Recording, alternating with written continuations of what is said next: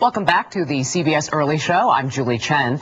In the debate over President Bush's plan to send more troops to Iraq, it's easy to overlook the actual people involved, the military men and women who have the most at stake.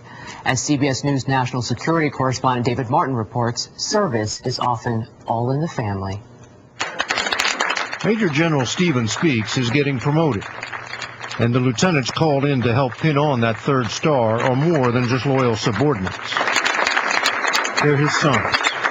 General Speaks is the man responsible for providing the troops with armor for both their bodies and their Humvees.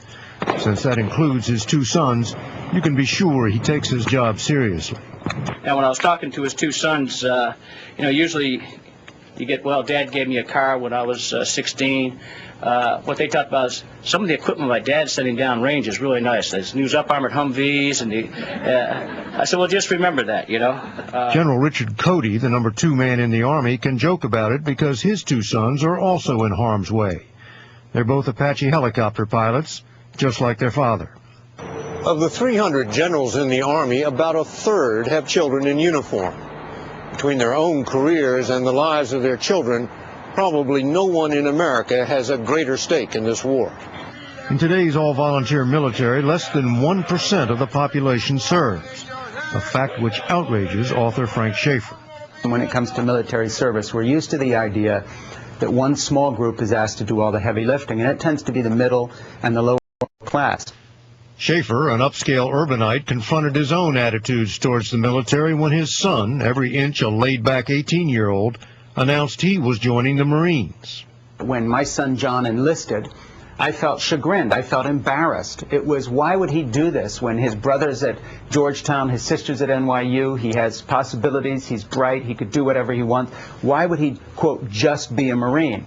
Private Schaeffer's transformation to a Marine conducting combat operations in Iraq and Afghanistan transformed his father's thinking about military service, which until then was something other people's children did. We don't have a country where everybody is asked to do something difficult for a while for the sake of all of us. We have 2 tracks. We have one track of Americans who do the heavy lifting. We have another track that are never expected to serve, never expected to contribute, and no one even asks any longer. There's not much doubt about which track the Speaks family chose. Both sons are platoon leaders. Grant, in his father's old unit, the 4th Infantry Division.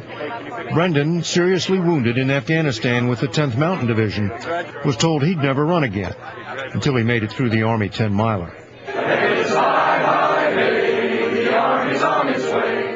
For the Early Show, this is David Martin at the Pentagon.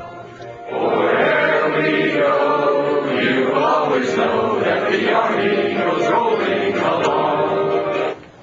It's so interesting because there are really a number of people who have gone in and decided that they want to sign up, and it's almost like they're conscientious participators, not objectors. They say, you know what, we have a duty here. And I know what I'm in for, and I'm committed. It's nice to see some of the fine Americans who do make up the U.S. military. Yeah, it's a good story.